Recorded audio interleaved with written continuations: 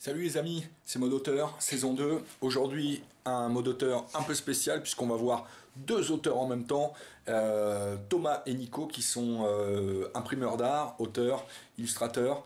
Et voilà, c'est parti, et c'est par là.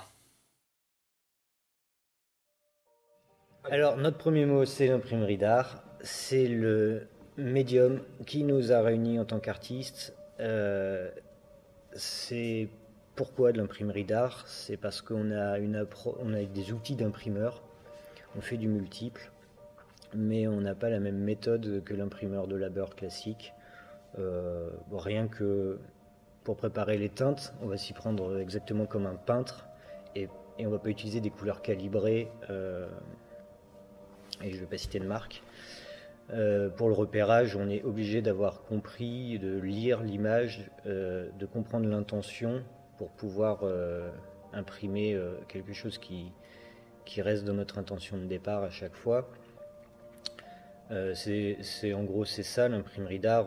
Alors nous, on a choisi plutôt la sérigraphie parce qu'il y a une dimension qui est, là ce sera l'autre mot peut-être, une dimension picturale où on a un rapport à la matière, on a beaucoup de pigments qui sont posés sur des supports qui sont prévus pour être conservés longtemps. Il y a assez de recul sur la sérigraphie, je pense, pour voir que ça a une durabilité conséquente. Et donc on travaille surtout l'estampe. Ça peut être illustratif, ça peut être abstrait. Alors l'autre mot, c'est pictural parce que on travaille les pigments dans un liant, on en met beaucoup de pigments sur des supports et ça a un aspect peinture et pas imprimerie sur papier glacé. Et on travaille surtout nos couleurs exactement comme un peintre. On fait des palettes. On n'utilise pas ces choses-là là, qui sont des couleurs précalibrées. Et cette épaisseur d'encre qu'il y a sur une feuille, du doigt on la touche, en lumière rasante on la voit. Et il y a vraiment un rapport à la peinture dans ce qui sort de notre atelier. Et c'est ça qu'on aime aussi, pour ça qu'on aime ce médium. Je pense que ce mot est important, pictural. Les couleurs sont très vives, c'est que du ton direct, c'est pas des couleurs qui font qui nous indiquent une couleur par mélange optique ou quoi, c'est vraiment des couleurs franches. Si on se trompe, ça se voit, on peut pas corriger. On est obligé d'accorder les couleurs ensemble, comme un guitariste accorde sur sa corde de la les autres cordes, et ben nous on fait pareil avec les couleurs. Comme un peintre fera pareil avec sa palette. On va voir que ça va tenir dans le temps justement. Et comme il y a beaucoup de pigments, ça va tenir dans le temps comme une peinture. Voilà. Je trouve que ce mot il est important. Et il a à voir aussi avec la couleur. C'est très coloré. On a une puissance de couleur que d'autres techniques d'imprimerie n'ont pas. C'est pour ça qu'on choisit aussi celle-ci. Notre deuxième mot serait donc expérience, car on fait beaucoup de choses différentes, que ce soit par rapport à nos travaux personnels ou avec d'autres artistes. Donc en expérience, par exemple, il y a du travail sur les macules. Donc les macules, ce sont tous les tirages qui sont faits pour ne pas être vraiment gardés. Ce sont les tirages tests, on va dire. Et nous, on travaille là-dessus pour faire des nouvelles images, comme on pourra donner un exemple. On a aussi travaillé sur de la réalité augmentée, par exemple, en croisant le médium sérigraphie et la vidéo. Donc, il y a eu quelques travaux avec l'MK, par exemple. Sur des making-of d'estampes aussi. Voilà. Ou encore, c'est travailler sur le support qu'on imprime. On a pu imprimer par exemple sur du bois, sur du métal, et du coup on doit s'adapter parce que les encres réagissent pas pareil en fonction des supports. Donc il y a toujours une recherche, faire plein de petits tests, tout ça qui est intéressante. De matière et de matière qui fonctionnent ensemble. Alors un autre mot c'est équipe.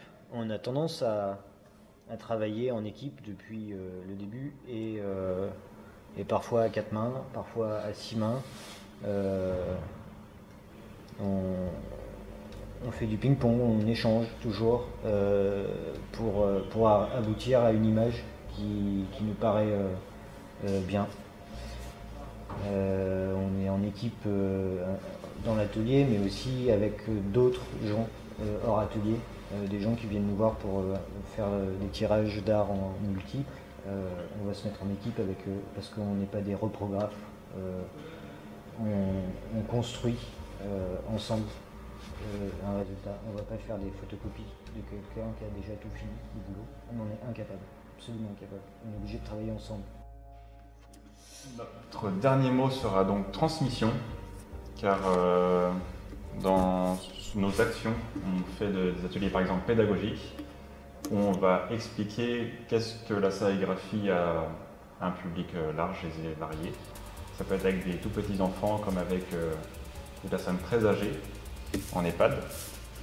On va faire des ateliers sérigraphie, on leur apprend ce que c'est, comment ça fonctionne, et on les fait aussi imprimer. Donc, par exemple, ce genre de choses, ça va être des paper toys. Donc là, le but, ça va être de transmettre un savoir-faire et une technique qui n'est pas forcément connue. Mais surtout ce savoir-faire dans le domaine artistique et pas industriel, oui, voilà. qui est pas super enseigné et c'est pas répandu sur tout le territoire, cet enseignement-là. Alors on se déplace pour transmettre ce savoir-faire. C'est pour ça aussi qu'on accueille parfois pas mal de stagiaires, qu'on fait des stages, des groupes. Voilà. Et comme on travaille l'image, si l'image n'est pas là, on fait aussi des ateliers d'expression graphique. On ne leur apprend pas à dessiner Batman, on leur apprend à comprendre que sans honte, l'image c'est un langage et qu'avec les rudiments qu'ils ont, ils sont déjà capables de s'exprimer, de balbutier quelques trucs et de là pouvoir exprimer des choses qui sont complètement indicibles avec des mots pour eux. L'appui graphique il peut être hyper important pour pouvoir extérioriser des sentiments, des choses comme ça par le dessin. Et ça fait un support de tirage au final. Voilà. Comme les paper toys sont très ludiques, ça apprend surtout pour les enfants aussi la manipulation de ciseaux, de colle, de vision en volume. On fait de la 2D qui devient de la 3D. Bon, c'est quand même un truc un peu formidable dans une tête d'enfant, ça.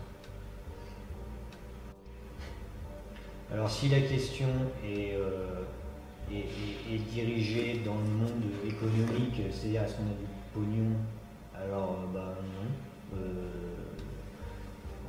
On lutte tous les ans pour que cette aventure continue. Elle aura 10 ans cette année. C'est une bataille au quotidien pour que ça continue. Si c'est plus large la question de la richesse, évidemment qu'on est hyper riche parce qu'on possède un outil et un savoir-faire.